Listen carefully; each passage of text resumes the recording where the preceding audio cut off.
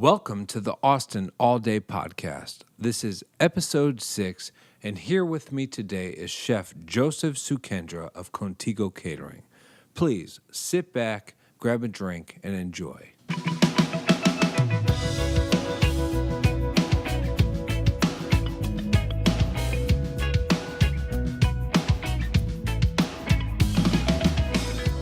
Chef Joesph. Joesph? Yes, Joesph. A lot of people call me Jojo. Jojo. Yeah, it's a nickname. Yeah. Don't really know how it started, but it just happened. Always had this? Yeah, it just happened. Yeah. That's funny. All right. Would you prefer Jojo? You're going to get Joseph from me. Yeah. All good. So, how are we doing today? Yeah, good. You mentioned day off? Day off, just come off a couple of long weeks. Yeah. Catering's a busy world right now. Absolutely. After South by, and then we go into April, which is a lot of like MotoGP. There's weddings. You doing a lot of traveling around? Just around Austin, really, right now. Around Austin. I know the last time I talked to you, just kind of walked in the door from San Antonio. Yeah, so we went to San Antonio to. It was a new events company, and we just wanted to show them what we can do, and so Sure. How'd it go? Good. it was really good. Yeah. We did a few dishes, kind of like tapas style. We did a 3-course with 20 people. It's super casual. Yeah, super nice. So you mentioned you've sort of listened in on the first episode of this Austin All Day. Yeah. I don't know if you know that yesterday I had Chef Beach of Royal Fig Catering. Oh, really? And at the end of the podcast, after the mics were off, I told him you were coming, and he's our biggest competition. And I'm sure you are aware of this. Yeah, that's Royal Fig. That wasn't planned at all, really. I didn't even know that. I did find it interesting. I like the idea of getting 2 catering guys in back to back because I'm not familiar, and I think there's a lot of people who aren't familiar with like the catering side of the culinary arts. Yeah, so catering to me is new. I've always been in restaurants, always done hotels. How new? You've been with Contigo Catering? 3 years now. So I don't even know if I mentioned Contigo Catering. Yeah, Contigo Catering. My 3 years was just a few days ago. I saw that. So yeah, 3. Congratulations. Thanks. And I have a whiskey in my hand. So, Excellent. Yeah, so I was, when you're a chef, you hate catering, and for a lot of chefs or younger chefs, it's for the older guys. It's for the people that have done restaurants that don't want to do any more cooking, and they just want to go into catering. And so I had that mentality, for a long time. And then I kind of saw what Contigo was doing. And at that time, I didn't know Contigo, the restaurant, had a catering entity. And it was just by chance I applied for the job, and Contigo Catering came up, and I was like, all right. I saw what they kind of took a chance. Yeah, I took a chance. Maybe some, preconceived notions of how it was going to be. Because, to me, there's a lot of catering companies out there, and I'm not bagging them, but there's a lot, yeah. Everything's in hot boxes.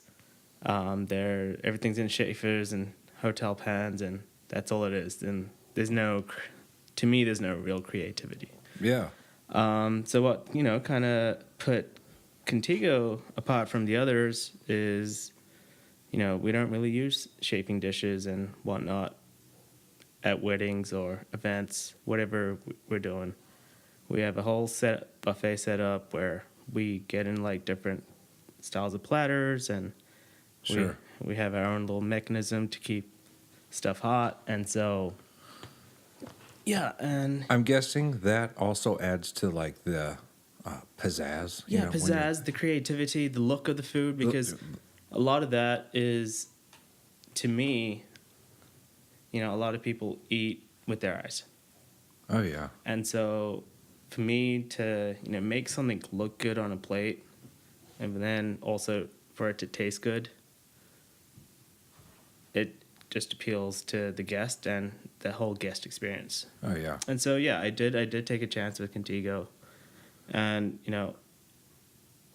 It looks like you're happy about the I'm choice, happy though. because in the last 3 years, it's made me a better leader, a better cook, a problem solver, on the spot problem solver. Sure. There's a lot of things with catering that Just the quantity, right? Yeah, it's a different quantities. beast. Also, we basically, any event we go to or do, we build a kitchen. Yeah. We have a tent. A lot of work. Yeah, we have an event rental company that builds a tent. We get ovens rented, or we have our own ovens right now, but we have propane ovens and propane flat tops, and it's a 80 to 90% chance that they'll work. And Yeah, there's there's the problem solving. yeah, right? so there's the problem solving. On the spot problem solving is like, I remember we had an event for 1,000 people at Fair Market, and we had 2 ovens. We had like 2 flat tops. We had a couple of fryers, and we're maybe 2 hours away from service. Oven stopped working. Oh gosh. Flat tops weren't working, and so it's like, then you gotta like think, how am I gonna get this food out? And are you able to? yeah, and so you're able to problem because a lot of people might just freak out. We call the rental company. Hey, we need a new oven. They came and changed it out. Act on your head feet. We called somebody else. Hey, go get the 2 Webers from the warehouse. Okay. So you made it happen. Yeah, we made it happen, and it's stuff like, I mean, it is tough.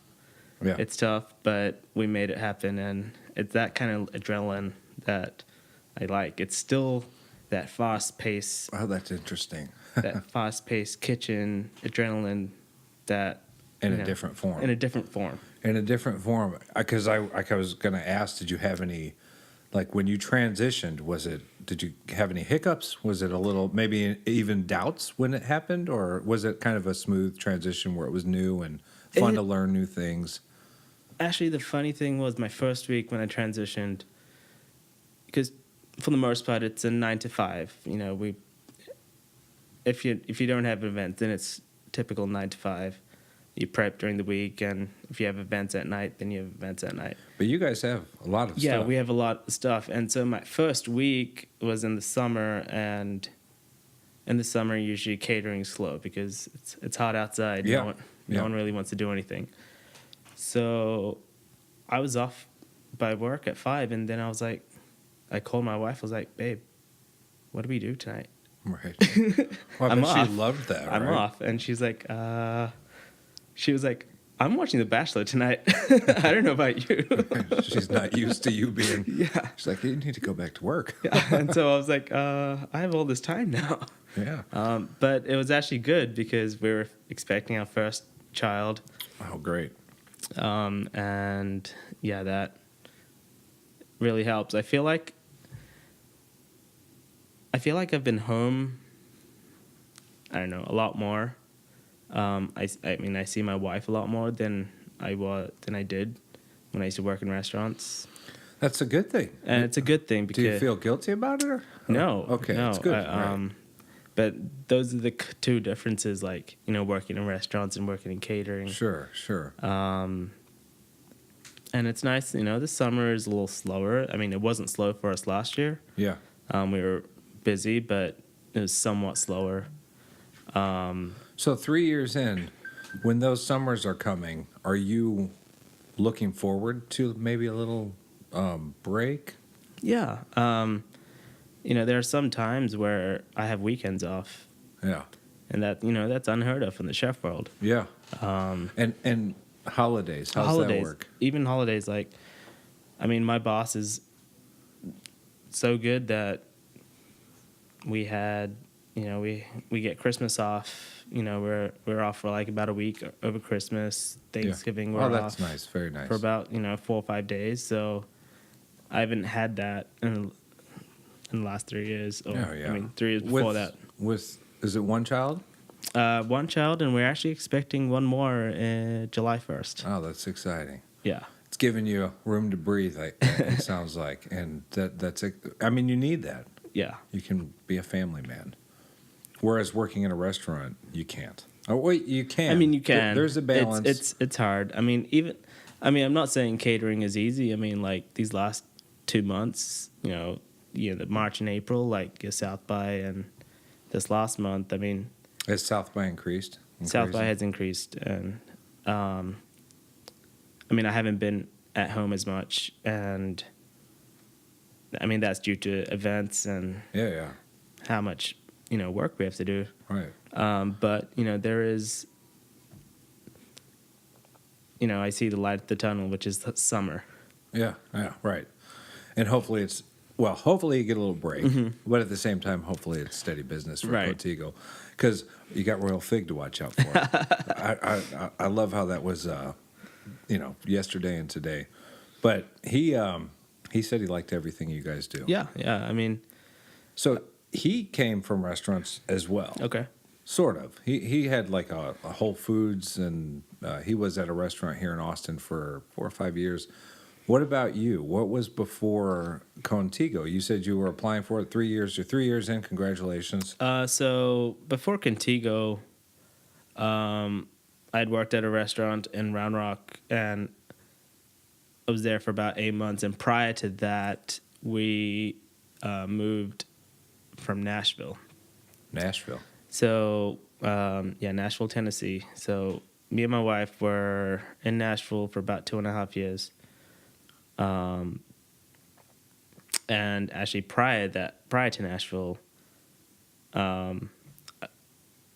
we moved from New Zealand. Oh, you met your wife in New Zealand. You So guys I met made my the- wife Okay. in New Zealand while she was traveling. You're from New Zealand. I'm from New Zealand, yes. Okay. So born and bred in New Zealand. Born and bred in New Zealand. Your folks is still in New Zealand? My folks and sisters are still in New Zealand. Okay. And is that tough? It's tough. You got FaceTime? That's helpful. FaceTime, Facebook Messenger, and whatnot. Yeah.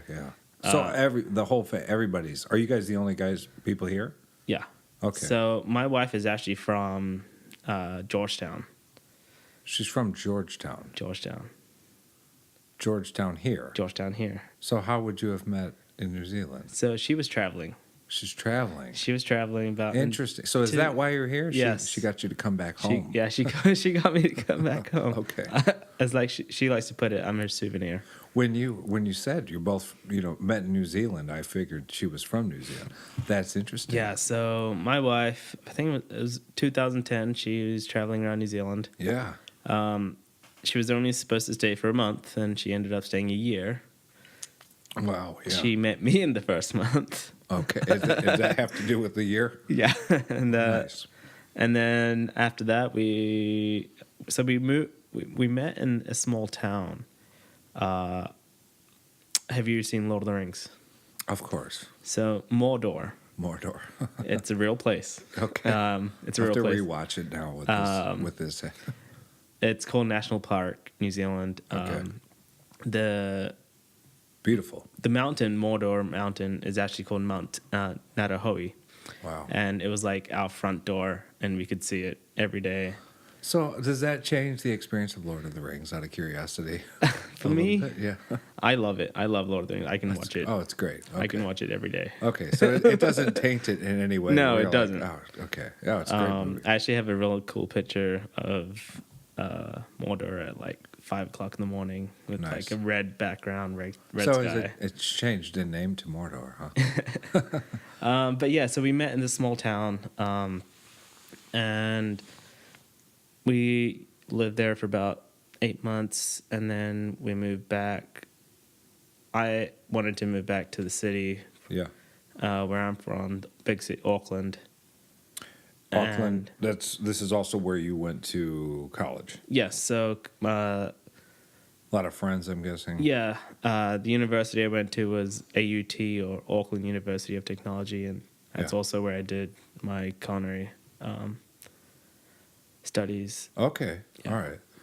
I'll say so technology, but you can do culinary arts here. Okay. So yeah, anywhere from engineering, and they have a bunch of And how was school? It was fun. Yeah. Real fun. It was a 2-year course, and I enjoyed both 2 years of it. It was in the heart of downtown. Yeah, well, you can't beat Auckland. that. Was there a lot of good food in that area? Yeah, there's a lot of good restaurants around. I mean, you don't really get to try it because you're 19-year-old university student. Right. And this is all after you guys have moved there after all that. You Yeah. just have gone back to Auckland. Yeah, we with just her. moved back because we were traveling and we wanted to travel, and so we moved back and we found a little place in Auckland, and we lived there for a few months. And my wife Caitlin actually moved back in February to Georgetown. Yeah, because her visa was running out because she had a Okay. year visa. Okay. And so we were apart for 3 months, but I had already bought my ticket to come here Okay. and travel, and so I didn't really know what I was getting myself into. Yeah. I mean, living in New Zealand, you hear of America, you hear of Texas, and And what do you hear? so When do you hear I mean, about barbecue? No, Or I mean- nothing about cowboys. yeah, Dust I balls. honestly thought people still rode horses. Okay. Yeah. I mean, I'm not kidding. I believe you. I believe you. It's like the Wild West, like like desert. Yeah, I didn't Texas. really think there was a city. Yeah. I mean, Yeah. I did some research, but Well, if you drive far enough in one direction, you will find something similar to that in Texas.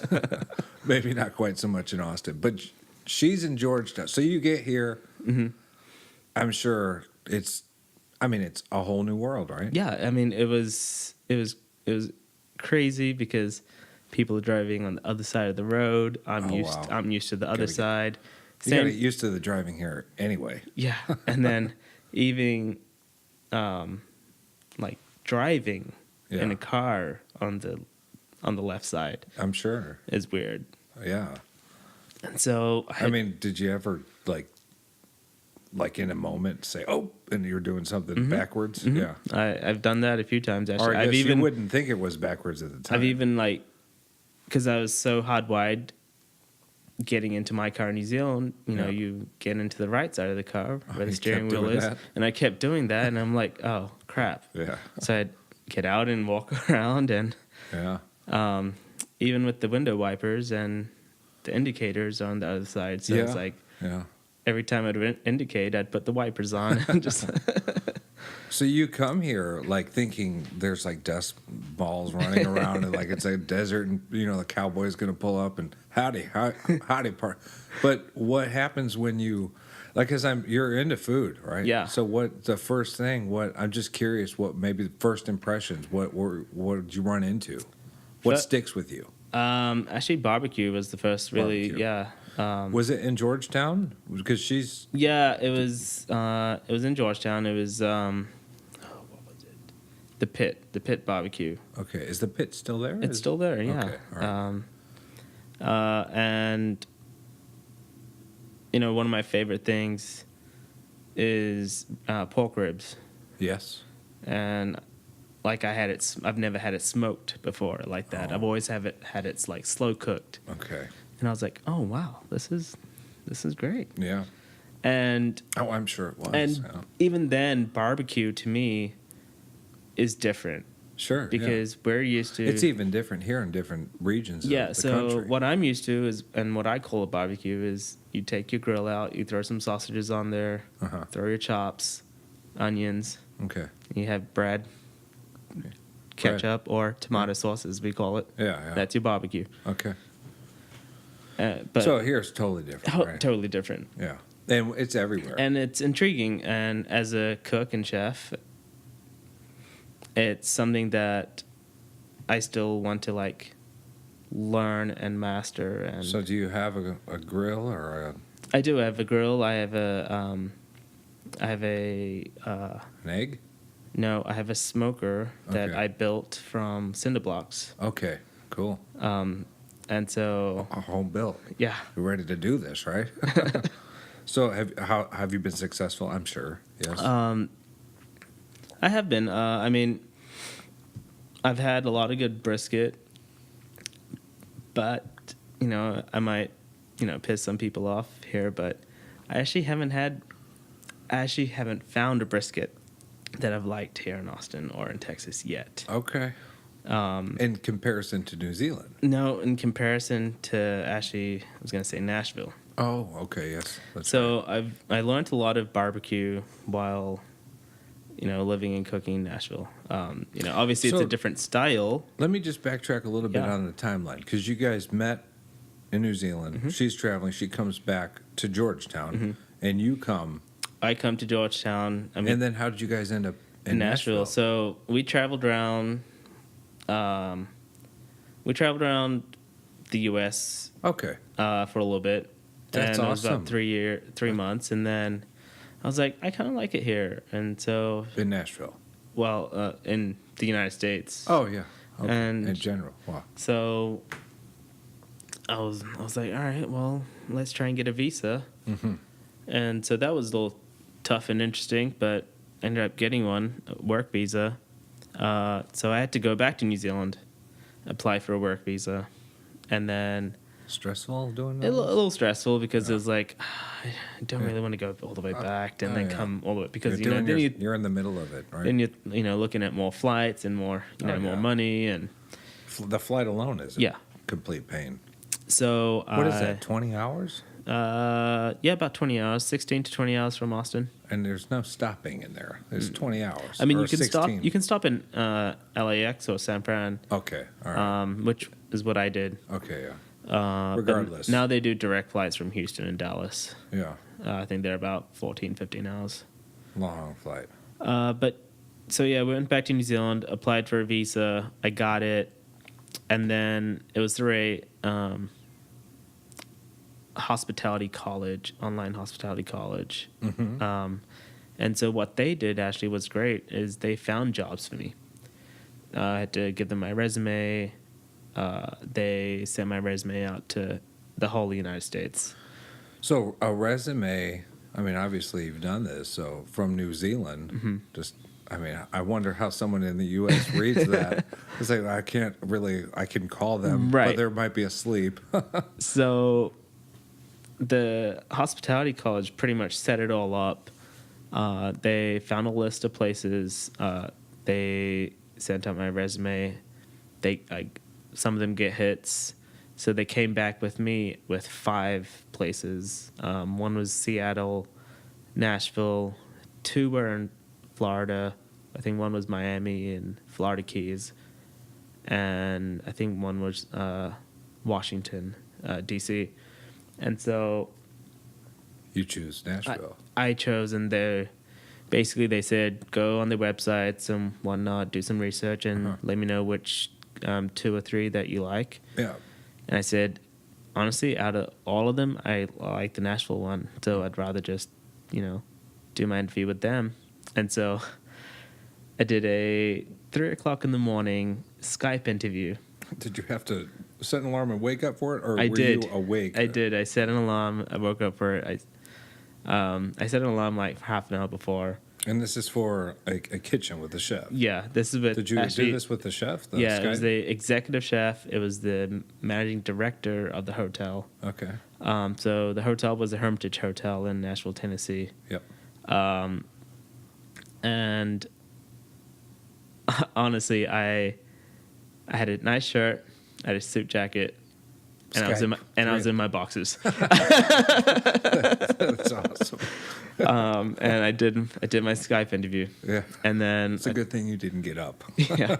And then in about, I think it was 2 days later, I got an email saying that I've been accepted. And oh, that's awesome. Literally like 2 days after that, I got a ticket, and then cool. We flew to Georgetown first. So she went back with you for the process. She didn't. She didn't go back with me. She was here. Oh, she was here. Okay. And it just made sense instead of spending all that money. Yeah, yeah. And I was only gone for about a month and a half, so it's not too bad, but it's a long time. Yeah, it's a long time.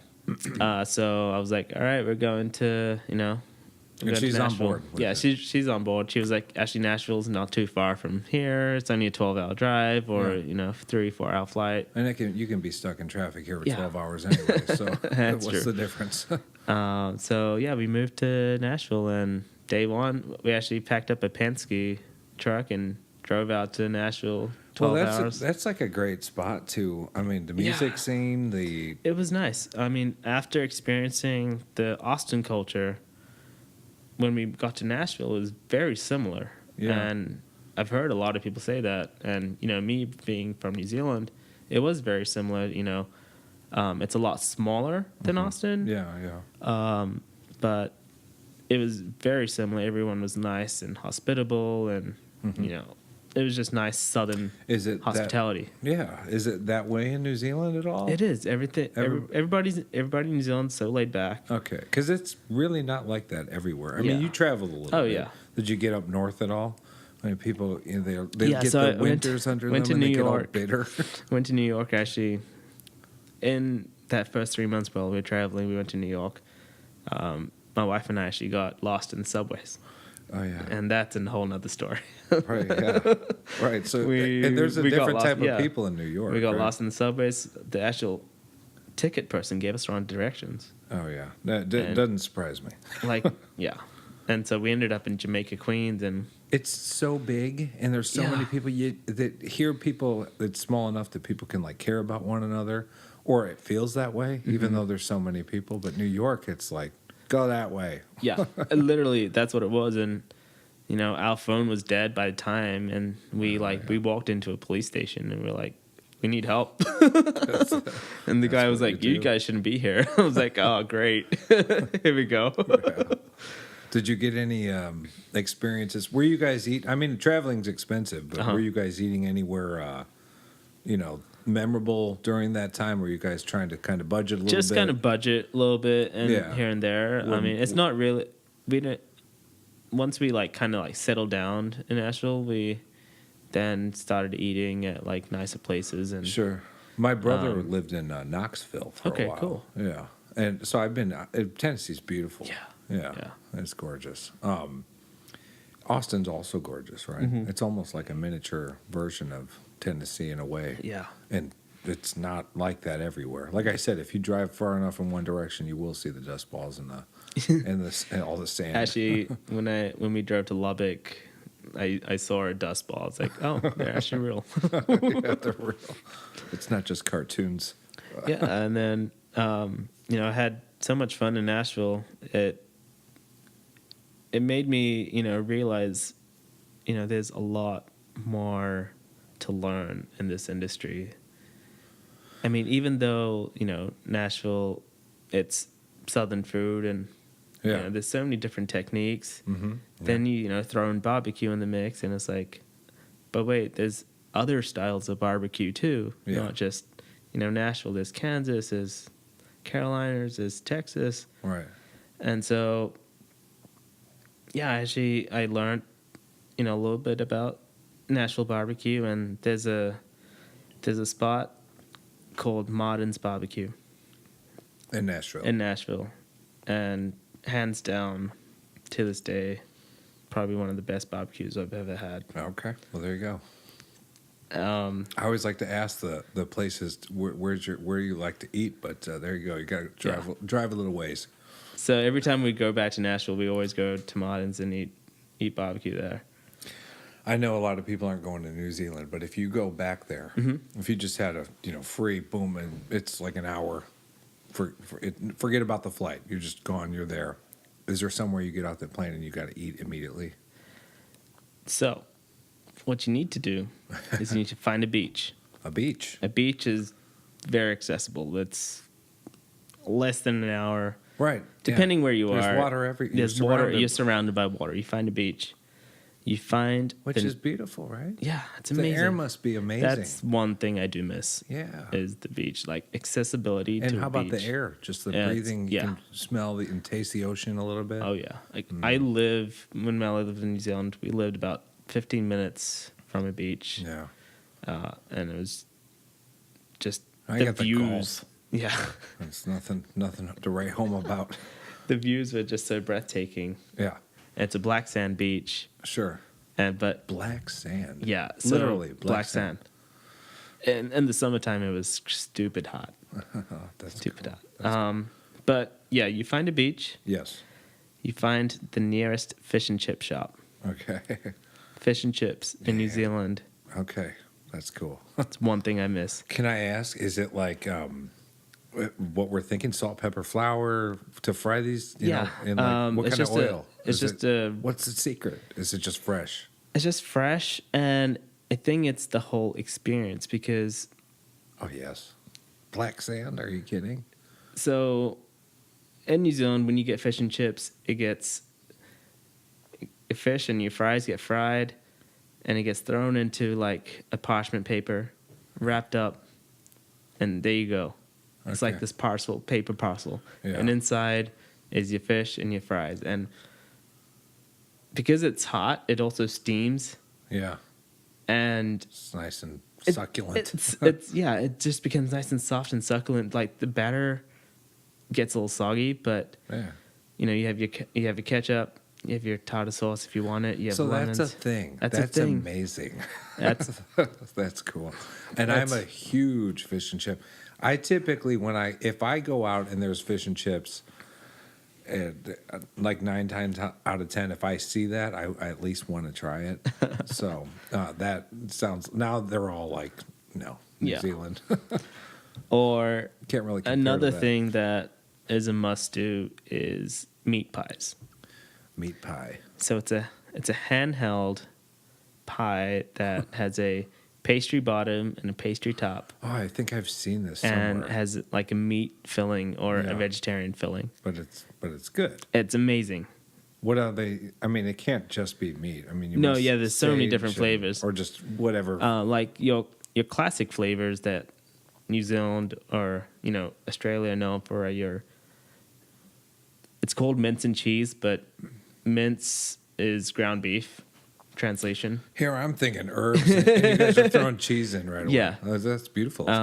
Good. Or steak and cheese, which is nice little pieces of beef, about 1 to 2 inches, and then this like nice little gravy, and there's a little cheese in there, or chicken. There's a creamy chicken, and so I know that's not a thing here. It's not. It's not. I would think it would be though. Like.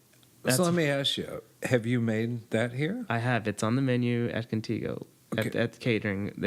I slipped it in. I slipped it in there. And do you get good feedback? Yeah, I've had some really good feedback about it. Did you guys make it to, because we were actually discussing last night the pizza in Austin. And so, unless did you get pizza in New York? I got pizza in New York. And so you've had pizza here? I've had pizza here. I've had pizza in New York. I've had pizza in Chicago. Okay. Can you say it's better in one place or another? From an outsider? Yeah. From being, because I grew up in Chicago, so it's hard for me to say. So I judge a pizza by its base. Okay. If your base is crap, it's not a good pizza. So who's got a crap base? Is it New York, Chicago? Who's winning the race here?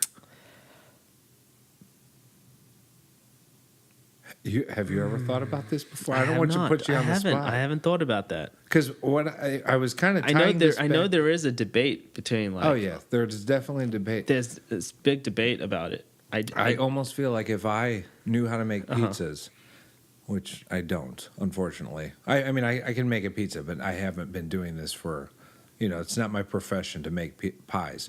But if I made one in Chicago, and I did the same thing here, it tastes better there.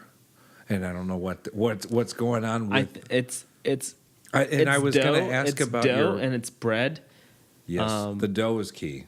And it's your atmosphere and where you're located. Yeah, I think that's it. Because I don't know if you know the story about like sourdough, because the sourdough in San Fran is totally different to the sourdough you get. Yeah, people say it's in the water and it's everything. It's water, it's atmosphere, it's because elevation. I'm trying to get at the meat pies there. If you have it on the menu here, do they compare, or is it going to be kind of like pizza in Chicago, where pizza in Austin there's no comparison? How are your meat pies? They're amazing. They're amazing. We heard it here. Go try them out. Yeah. Message me. I'll make you one. Nice. But yeah, it's simple, it's easy, and there is a market. Super comfort yeah, food. super comfort food. There is a market for them. Do you dip them in anything ever? You can ketchup is usually Ketchup. Okay. your go-to. Yeah. And like, you know, we laugh in New Zealand is like that's like a gas station food.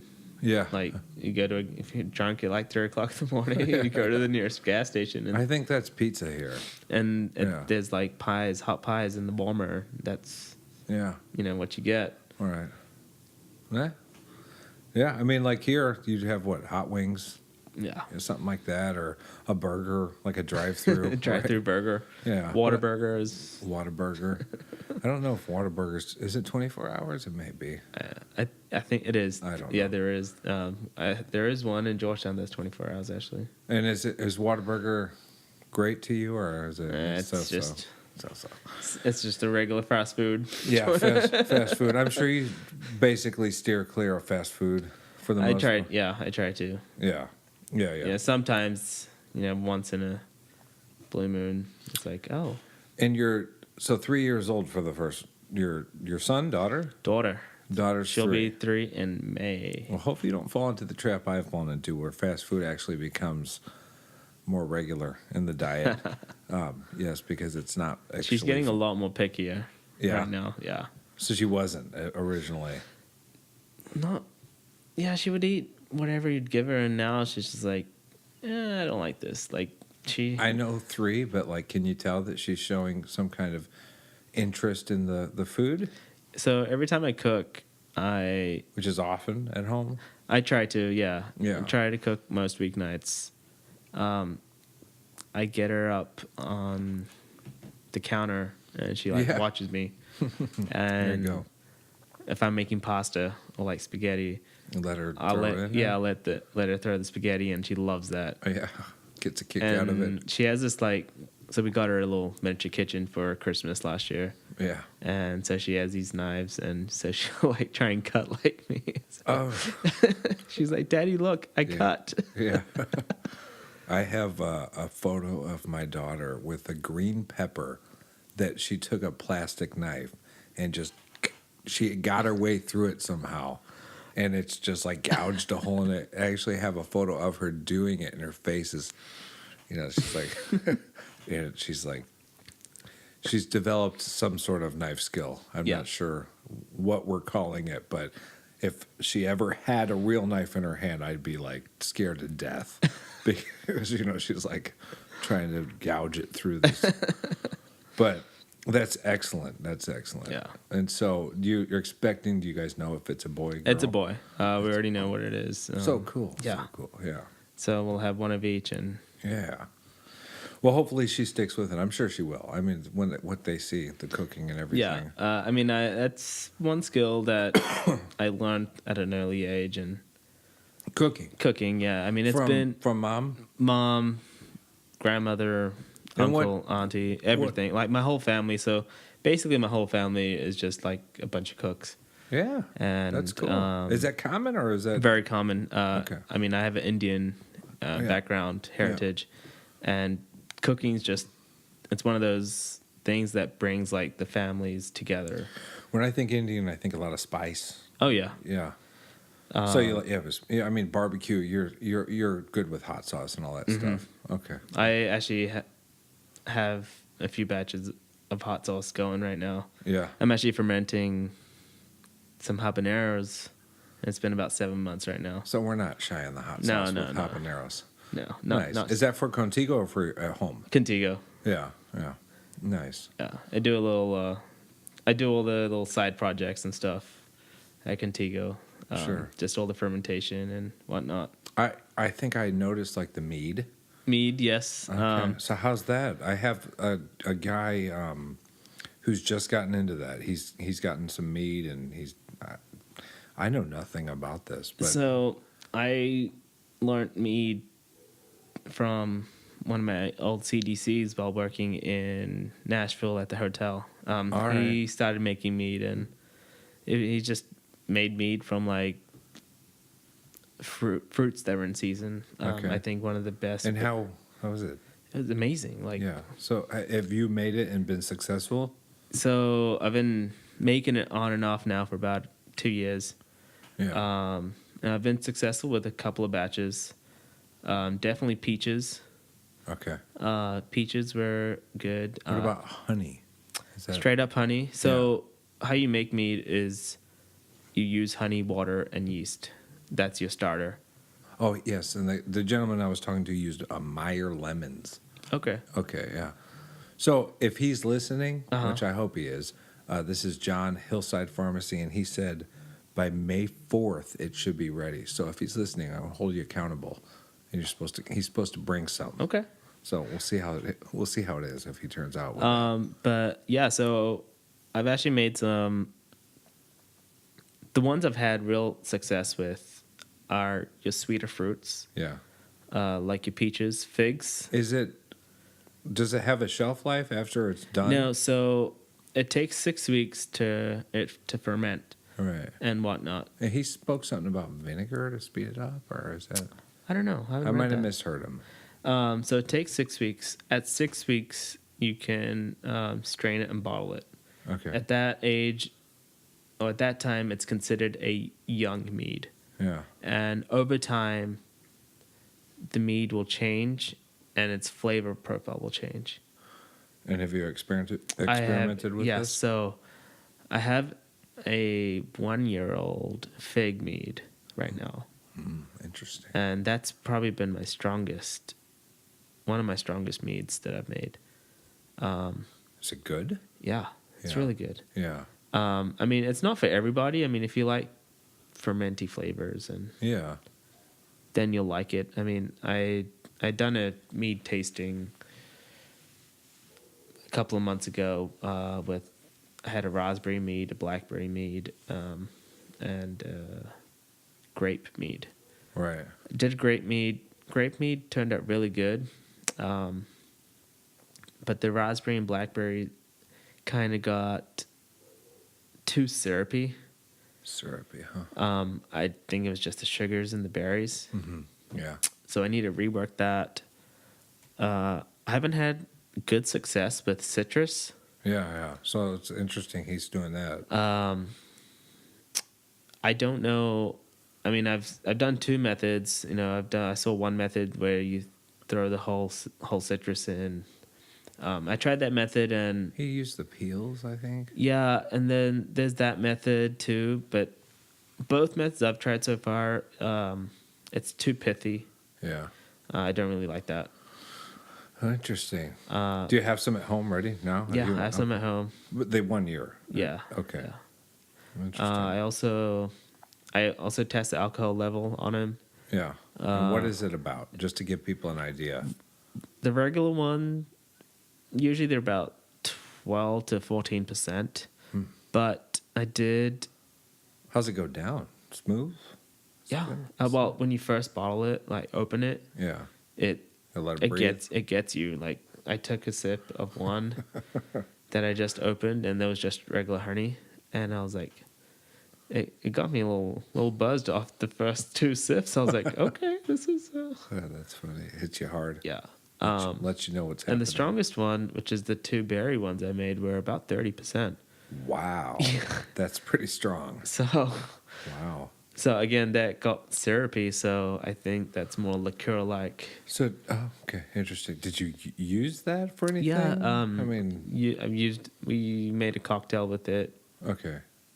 I mean, you can use it as a cocktail, Yeah. as your simple syrup or whatnot. I'm sure that'll bite you too. Yeah. Well, good. That's cool. That's Yeah, so exciting. that's little side projects that I've got going. So Nashville, what leads you here, back here, or what, how about the career path back here? I mean, in Nashville, while I was there, I learned a lot. It grew. Did you learn the mead process? You learned the mead process. I learned the mead process there. A lot of my skills as a chef was honed.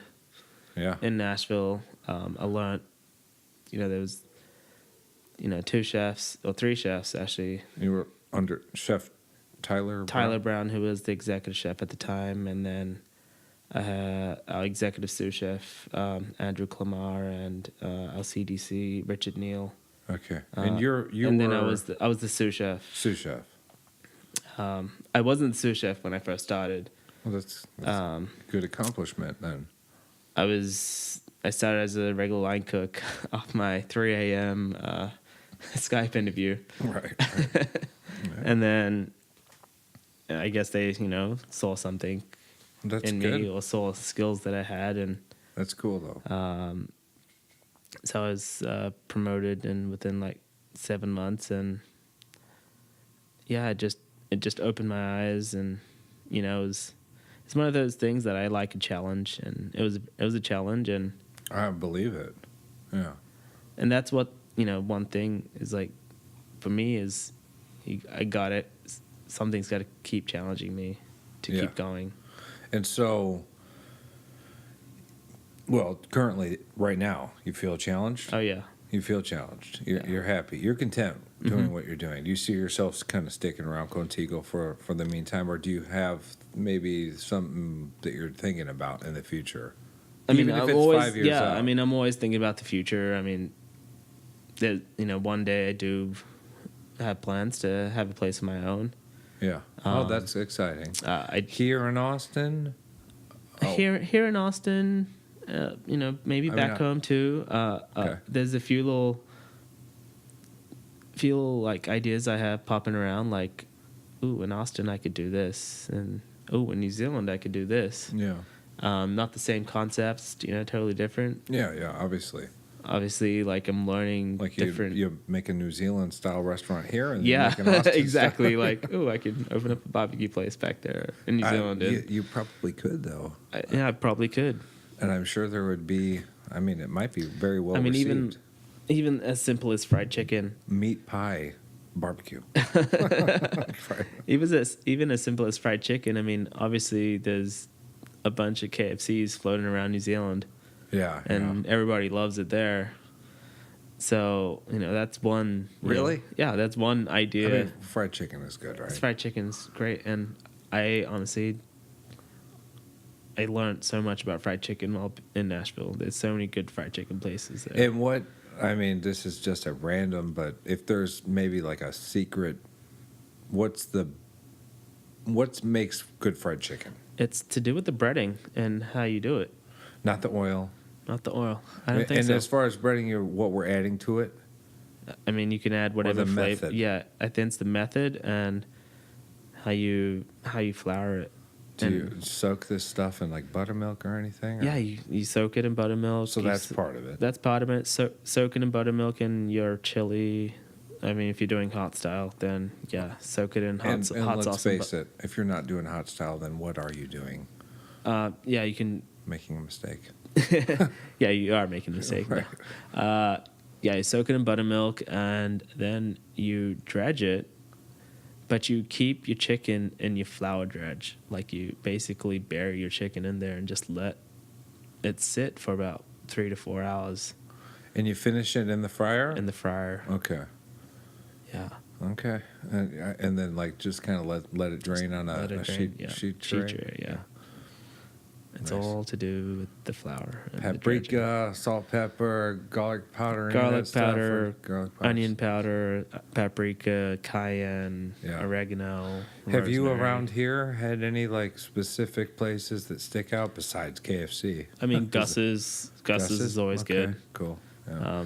What about Lucy's? Fan of Lucy's at all? I haven't tried Lucy's yet. Okay. All right. There's a few locations. Trying to get the guys from there to come on here. Okay. Yeah. But yeah, I've heard all kinds of things. But Gus is the suggestion for fried chicken. And then is there only one down there on like downtown? I think so. Oh, that's good. I like when there's only one spot. Yeah. But yeah, I learned a lot about Southern food while in Nashville, and it's kind of helped me transition to here. Yeah. You know. Absolutely. I mean, same region. Same really. region. Yeah. A little different style. When you came here from the hotel, did you go straight? That's not straight to Contigo. No, it wasn't straight to Contigo. Still restaurants. It was still a restaurant. Anywhere out here? It was in Round Rock. It was so it was that for 8 months there. it was that 8 months there. They're basically turning a food truck into a restaurant. Okay, so it's kind of opening it up. Yeah, getting opening it it off up. the ground. Yeah. Was it successful to stick around? It wasn't. Well, yeah. That's very commmen. It's not easy to be. I mean, it's an expensive area to operate in. It's just the way it is. Yeah. But eventually you end up at Contigo. Yep. And you're there, and like you said, if we just fast forward, you're kind of happy and you're challenged, and you got a decent work week with what you're doing. You have a good competition, right? I told him that you guys should both get in here and kind of talk about things. Yeah, I'd love to. He's like a big proponent on local ingredients. I'm assuming because of he was going into that. You guys are very similar. Yeah, very similar. We try and work with as much local as we can. I mean, Yeah. you can't grow everything in Austin, so we have to look to out of Texas and of course. and whatnot. So, I mean, if you want high quality mushrooms or something like that, you have to get it out of Oregon or something like that. Yeah. I have purveyors out there that they use their local guys to go out and forage, and That's cool. if you're wanting some high quality It sounds like a dealer. Sort of is, right? yeah, if you're looking for high quality black trumpets or stuff like that. Going back to transitioning, the food in Nashville was a lot more southern and Nashville based. So a little more comfort food. They're not much experimenting outside of the box. And Nashville or Tennessee style barbecue. And then moving to Texas, there was a little bit of barbecue, there was a little bit of southern food, and then throw in your Mexican influence. Definitely. And that, opened up another door in my culinary travels. Yeah. Because, I know Mexico flavors or whatnot. Sure. Back home is you have your taco, you have your burrito. That's really it. People really, do you guys have a taco on the menu at Contigo? Oh, yeah, we have plenty. A lot of tacos. It's very popular. Yeah. That's definitely cool. And, it's very similar. I guess why I like it the Mexican cuisine so much is because they use a lot of spices and different flavors, and that Exactly. Very similar to very home. very similar to home, like the Indian cuisine and a lot of dried chilies and stuff like that. And no, Mexican cuisine is not afraid of a bite. It's not afraid of a bite. It's not limited. In fact, there isn't really anything that's not supposed to be spicy in a way, right? If you eat something that's not spicy, it's we have a salsa on our menu right now. It's a salsa negra. Okay. And that sauce is hotter than hot. What makes it hot? What's the pepper? It's the way that you cook it. It's the guajillos and the black garlic. Smoking this stuff and oil. It's an oil-based salsa. So you're wearing a mask or something when you guys are preparing this, or just going to town and putting your head down? Basically, you just you fry the guajillos in oil.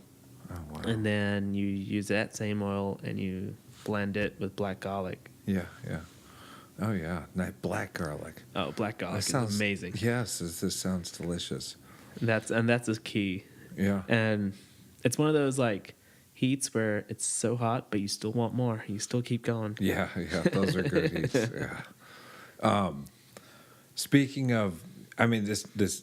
That sounds delicious. So along the lines of sounding delicious, and I know we touched on Gus's, but that was fried chicken. But I have to ask, you're a chef. You've come from a land far away and you have some very different experiences coming here, do you have secret places or just like favorite places?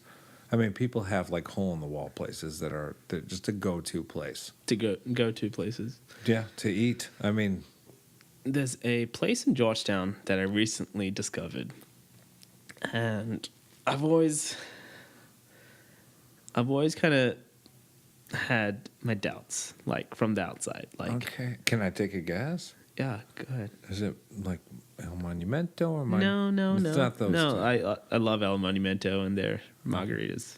I go there every time. Like in the summertime, I'm there every Friday. Okay. All right. So this place it's close to there though. You don't live in Georgetown. I do live in Georgetown. You came all the way from Oh Georgetown? yeah. Okay. I battle traffic every day. Well, thank you for coming out here. So you're in Georgia. Okay, what is this place? I'm very intrigued. So San Pedro Lemon. San Pedro Lemon. It's this corner spot in this little strip. There's a automotive place right next to it. There's a tattoo shop next to it. Okay. And the signage and stuff isn't that great, and that's probably kind of why I always put off. Yeah. So one day I said to my wife, I was like, "Let's just go. Let's just do it." Just try it. And I go Throw in in there, the towel. Give it a shot. I go in there, and they have this tortilla machine that they're like cranking out homemade tortillas. And That in itself is. I was like, sold. sold. sold. Yeah. I was like, I knew this place was gonna be great. Yeah. There's this little woman on like a step stool, like punching down masa down the thing, and it's like there's another lady like getting all the tortillas and like. Isn't that funny? That was like, in a little space that you would never guess. Like, all right, Yeah. I can dig this, and I ordered my tacos. I got al pastor. Al pastor tacos are the best. Oh yeah. I ordered those, and they were great. Nice. Salsas were great, and I was like, all right, I'm gonna keep coming back here. Cool. So, any others? So because Georgetown, yeah. So, are they primarily in Georgetown? Georgetown is. This whole time, I've been meaning to ask why you guys don't live in Georgetown, but you do. And we do. Georgetown is beautiful. It is beautiful. And I hope that like Georgetown does like start looking like Austin does with all the people, growing, because it's like a gem. Yeah, so Georgetown really kind of reminds me of like my town back home. And so Lord of the Rings, Georgetown. That's how beautiful Georgetown is. It really is. Because there's nice little walks, the San Gabriel walk, right? But behind El Monumento, behind that that night, the Blue Hole and stuff like that. I brought my dog out there once and just from all the way out here. It's there's beautiful things out here, but it's beautiful out there. Yeah, I go out to El Monumento in the summertime a lot because me and my wife love their margaritas there. Yeah, I'm sure. And then Monument Cafe. Monument Cafe is usually our go-to place for breakfast. Really? Yeah, it's so popular out there. So popular. It's always busy. It's always busy, and they always do really good food. I've never had a bad meal there. That says a lot. Shout out Monument Cafe. Yeah. And El Monumento. And El Monumento, yeah. So these are kind of suggestions for Georgetown, obviously. And any others that stick out? You come all the way out to the east side of Austin for work. Anything out here that you... it could be anything. Yeah, Veracruz is always great. Veracruz, El Pastor. Yeah. Okay. And even like their breakfast tacos. That is immediately what you thought, because I've had that there. And and they're doing well. They were a food truck, and now they've got a location off 290 or something like that, 183, somewhere they've got a location. But it's good to see. Like we were talking about Via 313, and they started as a food truck, and now they're just blown up. And maybe that will happen with like a place like Veracruz, because they've got a good concept, good brand. Where else did you say? So there's this little food truck on Burleson. I call it the Red Wagon. It's on Burleson. It's by a tire shop. Okay. And that's usually where I get breakfast tacos from. Oh yeah. Yeah. Nice. Yeah. I think it's called Melissa's kitchen. Yeah. Or something like that. But good stuff. Yeah, really good stuff. Oh, cool. Oh, cool. So you've got another baby on the way. Another baby on the way. Plans? Any plans? Just no plans. Just see how it goes. See how it goes. You're trudging through with work, but it sounds like you're in a good spot. Yeah. Yeah, you're happy.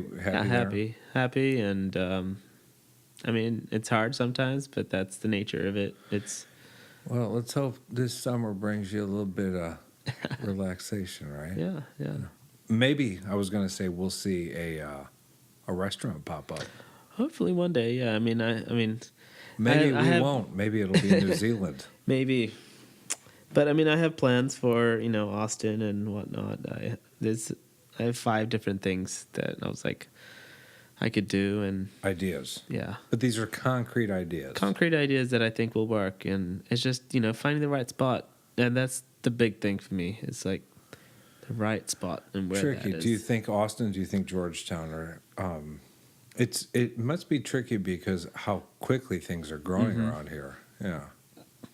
I don't know. I think whenever the opportunity presents itself, that, and if it's the right opportunity, or any kind of collaborations with anyone, or is these solo kind of projects? I mean, if anybody has ideas out there, I'll tell you.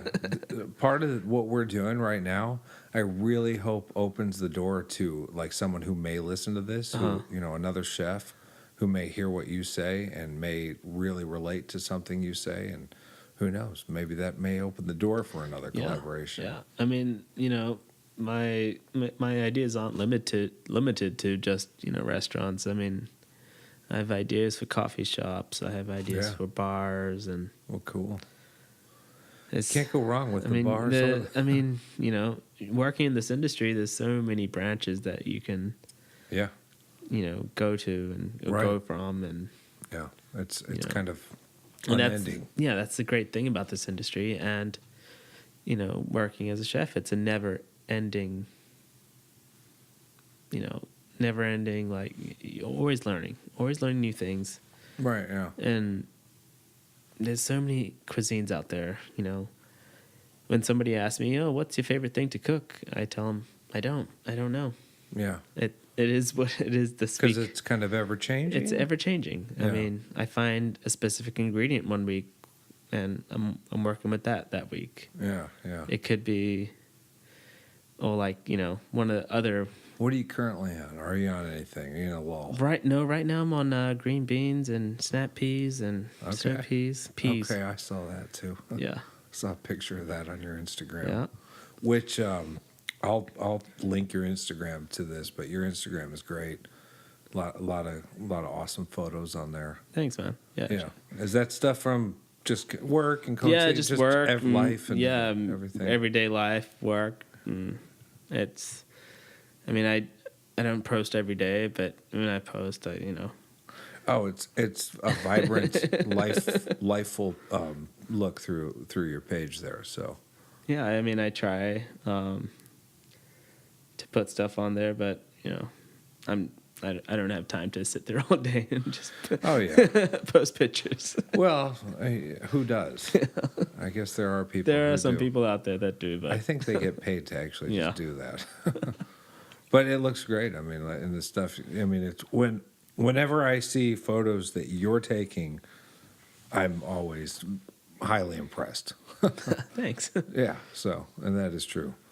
But yeah, I mean, and that's the great thing about being a chef is you can do anything. Yeah. You can work with anything. Well, I think with the catering and the restaurants and like I really because myself not familiar with like the catering and I'm becoming more familiar with it, but it sounds to me, and I know that I'm talking with two of like the Contigo is an excellent catering company, Royal Fig a great catering company as well, but you guys are really working with some awesome ingredients. Oh yeah. And so you're really fortunate, and it's kind of an awesome experience for you as a chef. And why would you want to do anything else, right? I mean, you're in a way you're a little spoiled with what you get to do. Yeah. which is great. Yeah. And believe me, like I said, these photos and the food you're creating is, you're not underutilizing anything. So Yeah, I mean, you take your basic corn, yeah, it's like how do you use the whole thing? yeah, And I think it was last summer. I was like, I made a corn dish. yeah. Obviously I used the kernels. I used the husks. I even used the. What'd you use the husk for? So I basically burnt the husks and made a powder corn ash. Wow. I didn't think you were going there with it. Yeah, so I made a corn ash tortellini. Okay. So I added the ash into the tortellini too. Yeah. I did a corn mousse, And was that like a smoky flavor? yeah, a little smoky flavor. Could you taste the husk? It got the pasta nice little speckles in it too. So Yeah. did a corn puree inside. I took the hair, threw it in the fryer, crisped that up. So it kind of utilized the whole corn. Even used the cob, made like a little cob stock. Interesting. Yeah, How does corn cob stock taste? corny. Corny. But that is awesome. I love that. Like you're like the Yeah, mind. I mean, there's so many, like, when you're prepping vegetables, especially, there's so much stuff that some people throw away. It's like you can kind of use that. Yeah, maybe you shouldn't be. Like even broccoli stems. Yeah. I was telling somebody the other day, eat a broccoli stem. They saw me eating a broccoli stem, and they were like, "Why are you eating that?" And I was like, "It tastes good. Yeah. Taste it. It tastes sweet. It's nutritious too. It's crunchy." Right? Is it more nutritious than the actual crown? I think so. Yeah, I don't maybe. know. Yeah. But I like using that in purees or even into slaws. Oh, that's good, right? Because it's thick. And Yeah. Or even like julienning it real thin. It's like a garnish almost. You can even like shave it really thin on a mando and add it to salads. And Yeah. there's a lot you can do with that. Yeah, yeah. I mean, even like mushroom ends. Yeah. Mushroom stems. I mean, you can make mushroom butter or mushroom stock. You can use that you can use the whole mushroom if you're making whatever you're making. Yeah. There's so many things you can do. Oh, You can yeah. dehydrate it, turn it into powder. Yeah. Try and use the whole thing instead of less waste.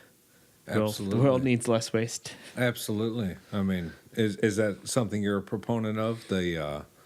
Yeah, I mean, obviously we all recycle, but are you composting? Things Yeah, like we're this at home? composting. We use a compost company, and they have a couple of big like drums, and we'll compost stuff. And But that must be kind of invigorating to use all the every part of that. I mean, yeah, you can't always use all of it. Of course, I mean there's some things that should be thrown Yeah, away. yeah. But if you can take that to a corn and use the husk even, that's pretty amazing. But it must feel good to actually It be able does, to do yeah, that. because then you're using the whole thing, and it can be on your menu that way. So what happens if you're making something that is not going to go with where you're going to go in that direction with the end recipe, and you're using corn and you have a husk? What do you say? Do you feel like when you're like, oh no, I need to I mean, yeah, you're I do. torn. You're like, yeah, I'm torn. I'm like, I know. I can't think of yeah. anything for this. So it happens, but I mean, there are some times where you don't have time, and yeah, there's so many other things going on. But I mean, I try and one of my goals is to make a new dish or some sort of new technique every couple of weeks. So you're good at achieving this, and I mean, I haven't been the last month or two, but you've been busy with yeah. work. Well, that's awesome. It's usually around the summertime where all of that starts to come into play. And yeah, that's great. Do you do anything with gardening at all at home? at home, no. I mean, I've tried. I actually took. It's funny you say that because I was making butternut squash one day, and I just took the seeds raw like that, and just throw it in the ground. And then, funny enough, that night we got all this rain. Woke up the next morning, those sprouts already. I was like, okay, Yeah. cool. Yeah, it's funny in Texas. I don't know if it's like that in New Zealand, but some things, I mean, really take off. I mean, you have to be able to maintain them at a certain point, but Yeah. certain things will just grow regardless. So what happened with that butternut squash? It's still there. Yeah. I mean, it's chilling, just letting it. So that do was its thing. recent. Yeah. Interesting. Now wait, where did you throw this? It was like right by my fence line. I just like dug a hole real quick and just like threw it in there, packed it in. Okay, so I was like, I can see what happens. let's see what happens. Yeah, I mean, good soil is never going to hurt. We'll see what. Maybe you got great soil there. You just don't know it. Hopefully. Yeah, we'll see. Well, that's exciting. So, plans for the future. We've kind of talked about maybe something in New Zealand, maybe something here. Yeah. I hope it's here. I hope it's here because I'd like to try it. I mean, I hope it's here too. I know, family and friends back home want me to come back one day. Man, I'm sure that's not. But hopefully get to the point where, I can travel back and forth. Hey, don't have to think about it. Yeah, and then that'll become a thing. You have to figure something else out. You have to start flying other people back and forth. Right. Right. Have the folks ever been out here? My folks haven't, but one of my sisters has. Okay. She's been here over twice, and Yeah. I mean, she just went to travel and partying. Well, what about you? 3 years? Like, you gonna go I haven't back? been back yet. I mean, every time we've tried to go back, we've either there was a baby on the way, and then like after the baby. Well, I guess that's true. I mean, traveling with the baby. I Yeah. mean, you guys can't really go anywhere for a while. Yeah. Nor would you want to, even if you could, after he is born, right? Right. You guys have names figured out? We have a name circling around. I mean, I know I have it on lockdown. Is it related to food at all? No. No. Okay. I mean, I did try it. Yeah. I did try it. Yeah. I think my wife's coming around on it. So, We'll see. we'll see. All right. Well, that's exciting, man. Well, I'm happy for you. Yeah, thanks, man. Yeah, and thank you for coming out Thanks here. for having me in. It's been great. The door's open to come back here. Fantastic. Especially if you're going to start a new endeavor, or if you come up with something interesting you're working on. If you're going to open the New Zealand restaurant here in Austin or Georgetown or the surrounding hill country area, you come in here and talk about it. But All right. if you just want to come shoot the shit, come in and talk. Fantastic. All right. Thanks, you. dude. Yeah, absolutely, man.